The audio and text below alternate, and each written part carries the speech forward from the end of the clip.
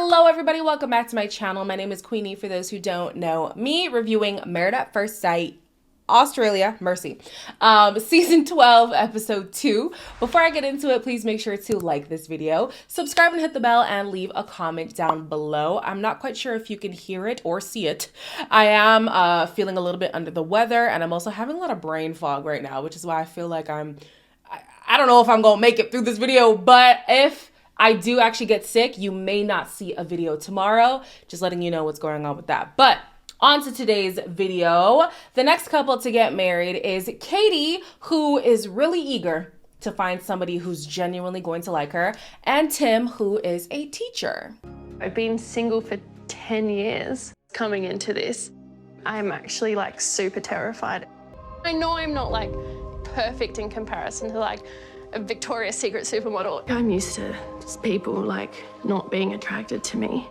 I would really love to meet somebody who accepts me for me. I have found that nice guys finish last. I don't have like a big preconceived idea of looks. No, I don't have a perceived type. So I want someone who's comfortable in their own skin and knows who they are. Like, you just want that person you can have banter with. I swear it was just a few months ago, and I will find the footage, where I was complaining about yet another plus-size, red-haired, insecure woman on Married at First Sight. But alas, here we are again. Gemma was just as annoying as Polly. You. You're And that is why we didn't work out. If Married at First Sight brings one more plus-size red-haired woman, I swear I'll lose my mind. Like, I'm gonna lose my mind.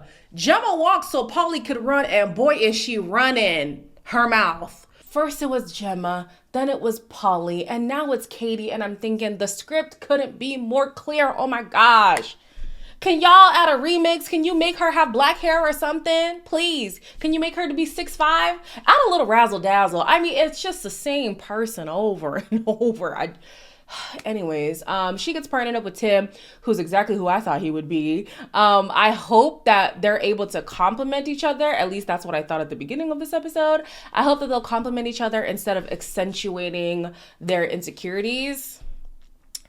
But that's not gonna happen. Spoiler alert. So, fast forwarding a little bit, Katie is getting emotional while wedding dress shopping because she feels like guys don't love her genuinely. They don't get to know her for who she is. They don't gravitate towards her. And so I do feel her pain in the sense that going through heartbreak after heartbreak, rejection after rejection, eventually does something to your self-esteem, right? And so to think that the only way you can get married is by trapping a stranger, those are her words, not mine, is by trapping a stranger, like, damn, that's a new low. It's gotta feel like a new low. But you can't look at it that way. It's an experiment, and the person is a willing participant, so it's not a trap. She decides to proceed with the wedding anyways, and when she's at the altar, she's pleasantly surprised by who she's matched with. Lovely to meet you. I'm Katie. Nice to meet you. You look beautiful. Lovely to meet you. Thank you. You doing all right? Nah.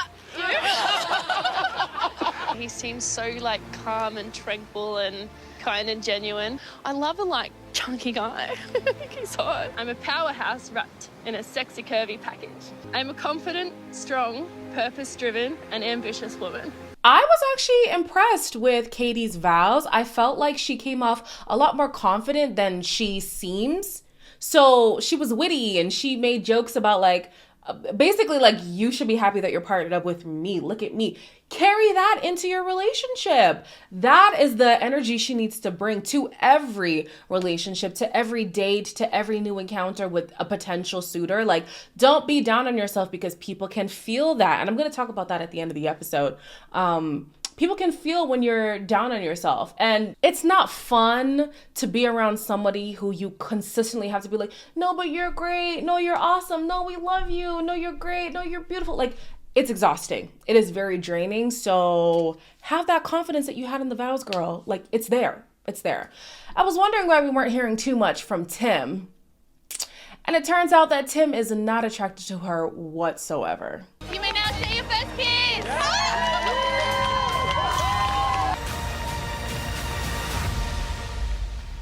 I just haven't got that initial spark. but she's lovely and so nice and just not normally just a bit different to what I normally go for, but she's so lovely. Yeah, I don't know how to say it. It's not like I'm like, oh, I wanted the skinny, but it's not that. I'm feeling a bit deflated. Not sure why we got matched.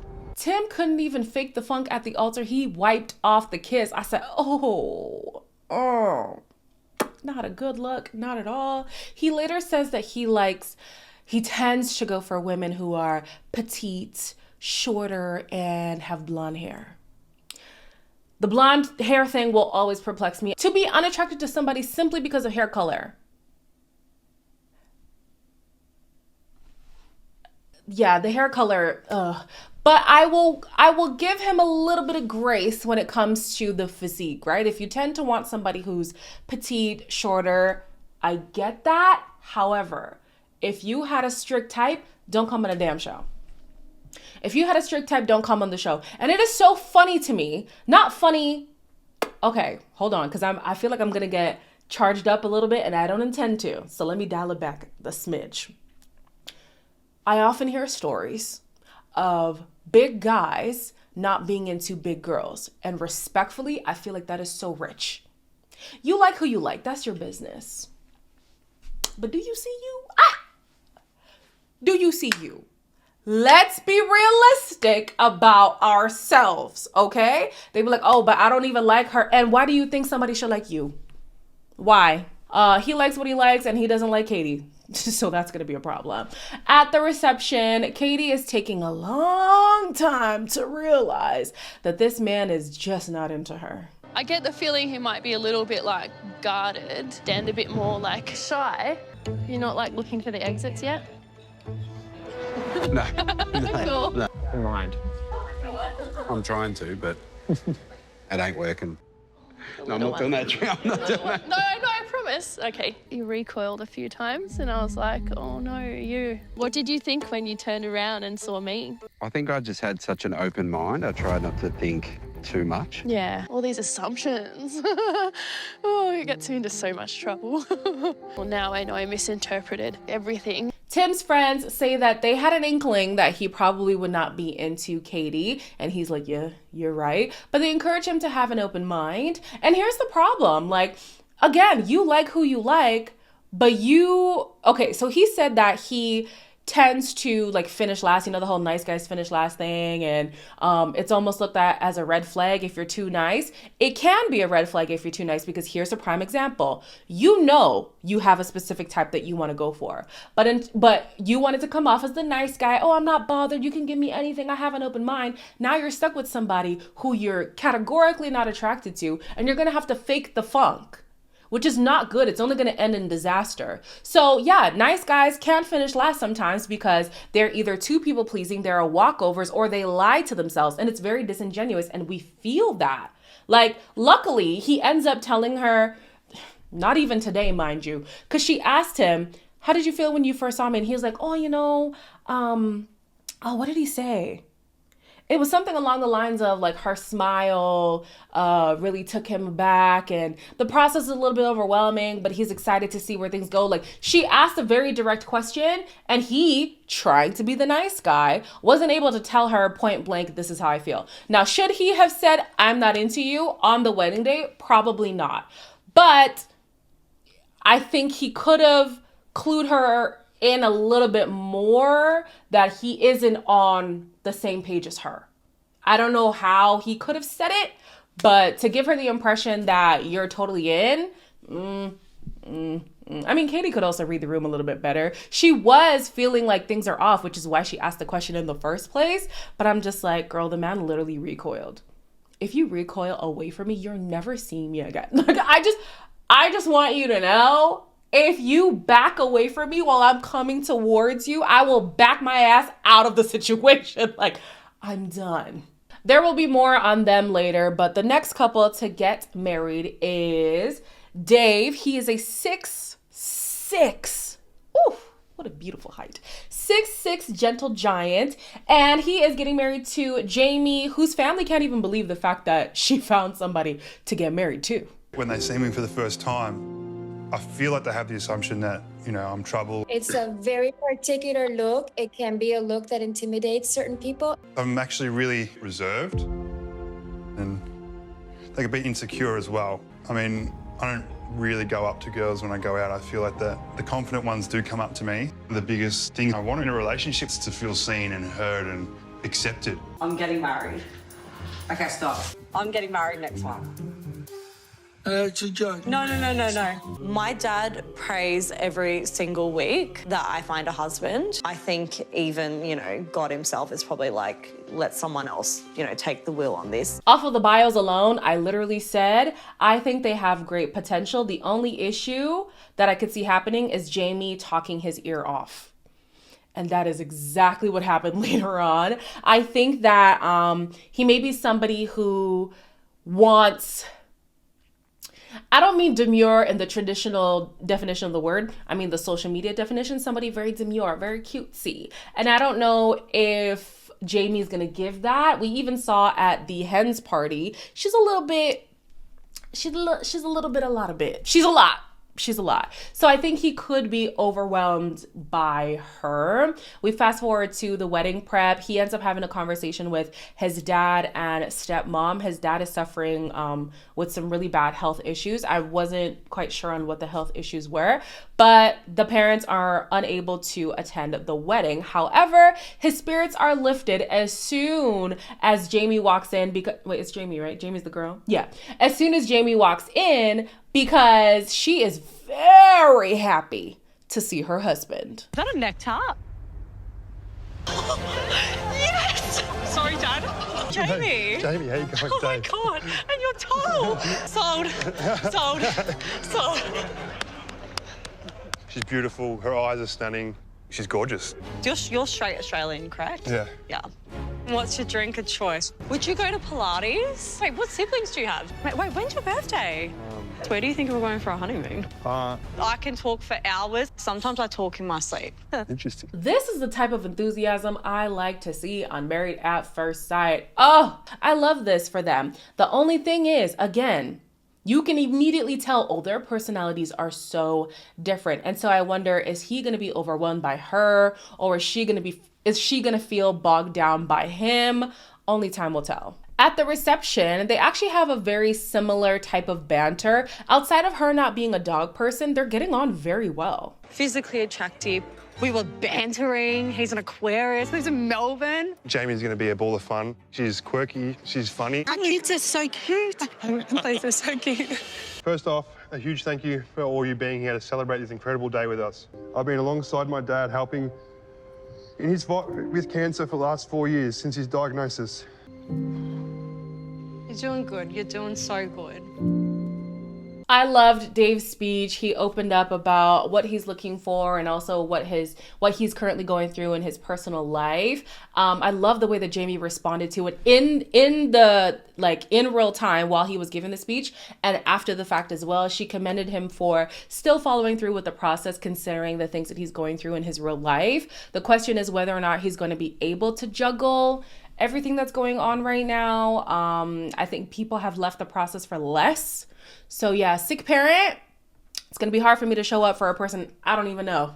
Marriage experiment or not, my parents take priority over this. So we'll see if he's able to manage all that he's got going on. So on to the honeymoons. Karina and Paul are having a great time. They have not consummated their marriage, but they've had a few kisses and cuddles here and there. So things are going well between the two of them. Things are not going well for Mr. Elliott. He feels like his standards have not been met in his wife. There was definitely things on my non-negotiables, right? I did say I wanted someone that was younger than me. You know, I'm not into like luxury luggage and yeah, those sort of things are little differences that I think can have a meaningful impact. There's some superficiality there. You know, like I want someone that's, you know, not really a career person. I don't want to compromise on my values. So on Elliott's list of non-negotiables, he didn't want an older woman. He specifically wanted somebody who's under 30. And I have questions about that. Why? Y'all remember when I said he's giving manosphere? It's giving, oh, I want somebody who's as young and as pure as possible. Why under 30? He could have just said younger than me. She could have been 34, 33, 32, 31, 30. But no, she had to be under 30. I got my eye on you, sir. I'm a little bit, And she's not that much. She's a year older than, she's 36. Whatever. To me, he's giving off the impression that he wanted somebody who's easily wed, bed, and bred. And that's on Bridgerton style. The funny thing is, she wants to be that. What's her name again? What is her name? What's her name, girl? I don't know. I didn't write it down. His wife, Lauren. Lauren wants to be a trad wife through and through. But he's stuck on, oh, she's too old. Or what did he say? Luxury. She's too into luxury. Just so you can't afford her. That's the thing with these manosphere people. They tell on themselves every time. You want to be a provider. You want a woman who... They want a traditional woman who wants to just like serve and cater to them. But they also want a self-made woman who doesn't ask for anything. And I feel like he's actually got a great combination of both of that. But he doesn't like either of it. So Elliot, please don't piss me off. When you guys said Elliot's going to be here for a long time? Of course he is. Then we have Jamie and Dave. They haven't had sex yet, but they are very physical. And we love that for them. On the other hand, you have Katie, who has learned that her husband, he don't like her like that. Tim and I agreed last night to sleep in separate rooms. And he just sat down and said, there's no spark. I wasn't feeling a spark all day. To be rejected, like, that's my worst nightmare.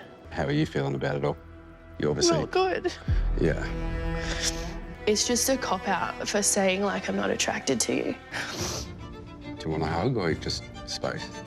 I definitely think it's not his fault that he's not into her. What can you do about that? Attraction is something that a lot of us cannot change. I do think that proximity, rapport, time, values, all that stuff add to attraction. But that initial spark, that initial, ooh, I'm into you. If it's not there, it's not there. I don't think there's much you can do about that. She feels like that's a cop-out, and it probably is. He can't just say to your face, hey, you're unattractive. That would be so much worse. So he is going with the scapegoat answer to say, oh, the spark's just not there for me. I think that's okay. I think you're able to read between the lines and see, oh, that's what he means. Now with Katie, again, not your fault that he's not attracted to you. Not his fault that he's not attracted to her. However, I think it is quite evident that her insecurities just ooze out of her. And I'm not applying this to this situation. I'm saying in general, she says, I don't find people who genuinely like me. It's so hard for me to find love. It's so hard, so hard, so hard. There's somebody out there. There's a few somebodies out there who would be into Katie, but I wonder how many times she has gotten in her own way because of her insecurities. So I'm currently watching, rewatching a K-drama. It's called Oh My Venus. And basically the storyline of that is there was this beautiful girl, super confident, had a lot of popularity, and as she got older, she got bigger. However, she still gets attention from these like quote unquote desirable men. However, there was this other girl who was her friend in childhood. She was bigger, didn't get a lot of attention, lost a lot of weight, and thought that the weight loss would gain her that desired attention from men, but it didn't. She still was struggling with guys the way she was when she was fatter. So you gotta think to some degree, it has to do with how you present. The same insecurities, maybe not the same insecurities, but the same low self-esteem you had when you were younger is the same low self-esteem that is presenting when you're older, even though you look different. So with Katie, I think a part of her struggle in relationships is because she's a walking billboard of, I'm so insecure, I struggle, woe is me. Nobody wants to deal with that. I'm sorry, not long-term. Definitely not in a romantic sense. That's exhausting. So yeah, in this situation, it doesn't necessarily apply because the issue is more on Tim than it is on her. But in general, you gotta believe in yourself, man. You gotta be confident. Not cocky, but be self-assured. Walk as if you are that girl and somebody will treat you as that girl. It's just a fact. So we'll see how things go. And it seems like it's going to be a train wreck for at least 3 out of the 4 relationships we've seen so far. I think the couple with the best chances right now would be Dave and Jamie. But again, it's early days. It's early days. I feel like there's going to be some tension with those two as well, personality-wise. Because on paper, they're the best fit. Can I say the best? Ironically enough, I feel like the best fit right now is actually Elliot and Lauren. It's just, again, personalities. Personality is a big thing to factor in. So yeah, stay tuned as always to see what happens next. As always, like, comment, share, and subscribe. And I will see you in the next one.